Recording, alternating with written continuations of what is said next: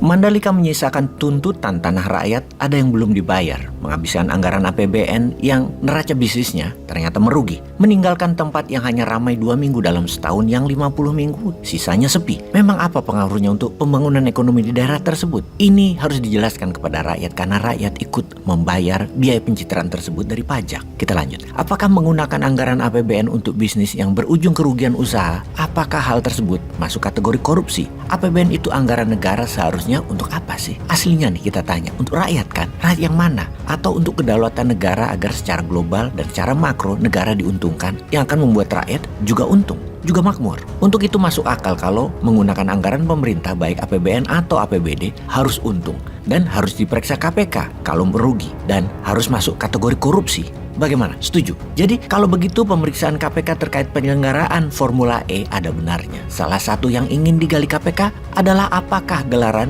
balap mobil listrik yang digelar pada Juni 2022 tahun lalu itu mendapatkan keuntungan atau tidak. Dalam urusan beginian, Newmind sangat setuju KPK mengusutnya. Namun kita mengingatkan KPK juga harus memperlakukan hal yang sama terhadap event olahraga lain yang digelar dan didukung pemerintah, termasuk gelaran MotoGP Mandalika 2022 pada Maret lalu. Semua perlu diperjelas, diperiksa KPK, seperti halnya MotoGP, Asian Games, Asian Para Games. Semua harus transparan karena uang rakyat. Kapan MotoGP diperiksa KPK-nya? Atau kapan SEA Games diperiksa? Kalau KPK ingin mengetahui apakah dari pelaksanaan Formula E tersebut mendapatkan keuntungan atau tidak, maka periksa juga Mandalika, SEA Games, dan lain sebagainya. Untung nggak tuh? Oh iya, ngomong-ngomong, karena Formula E terus diributkan di dalam negeri, Singapura akan mengambil alih penyelenggaraan Formula E. Negara tetangga itu menjalin kesepakatan dengan Formula E Operation atau FAO selaku penyelenggara global ajang balap mobil listrik untuk masa 10 tahun ke depan.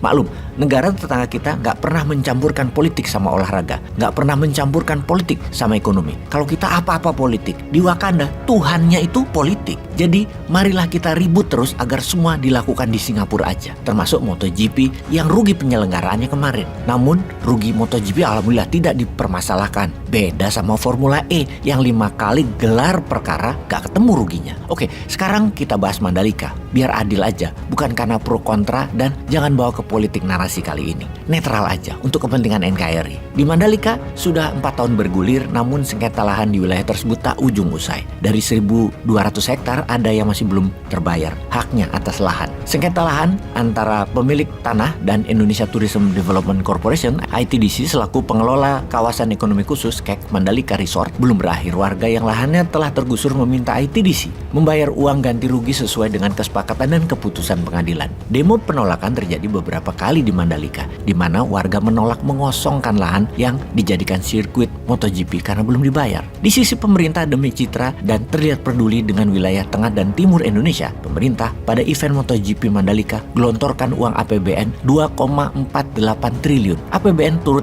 berkontribusi dalam mendukung perhelatan akbar tersebut. Cita-citanya dengan terselenggaranya MotoGP di sirkuit Mandalika, katanya kegiatan perekonomian penduduk sekitar akan turut berkembang. Misalnya, pada saat event akbar tersebut, para pembalap ikut memeriahkan acara dengan menggunakan atribut khas Indonesia seperti topi caping. Mereka juga membagikan momen-momen menyenangkan bersama para pelaku UMKM-nya Lombok selama persiapan acara, kata pemerintah di kala pesta di Mandalika tersebut. Namun itu hanya cinta sesaat. Berapa sih harga caping? Dan hanya 2 minggu kurang lebih acaranya. Selebihnya 50 minggu merana sepi itu Mandalika. Kita semua tahu tanpa andil kucuran duit negara, ajang balapan kelas dunia itu bakal sulit terselenggara. Alokasi terbesar disalurkan melalui skema penyertaan modal negara atau PMN BUMN.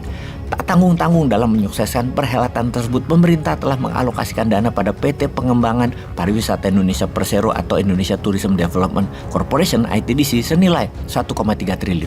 Rinciannya, selain alokasi PMN ke BUMN, APBN juga dipakai di Mandalika melalui penyelenggaraan kementerian dan lembaga sebesar 1,18 triliun rupiah. Lalu insentif PPN atas jasa kena pajak 240,73 miliar dan insentif bea masuk pajak impor 10,41 miliar.